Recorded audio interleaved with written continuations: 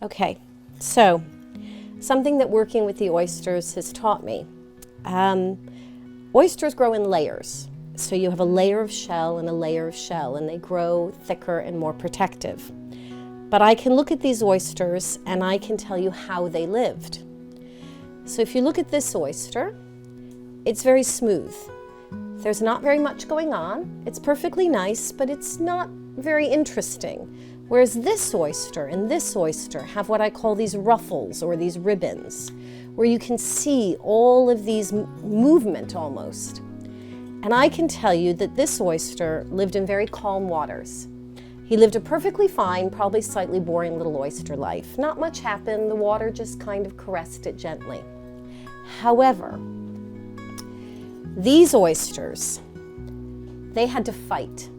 The pressure of the water was pushing on them. The water was cascading over them. And each one of these ripples and ruffles is representative of the waves it had to fight to grow and had to push back. So even though these oysters lived a much harder life and had to fight to push against the pressure and fight to grow, I can tell by looking at them they're much more interesting oysters. So the thing is that you can live your life watching telly all day and sitting in your house wrapped in bubble wrap, not doing very much, not interacting with your neighbors or your friends, or you can go out and challenge yourself, face some adversity, help other people, and you're a much more interesting oyster. So I love that these being from nature, we're all natural things.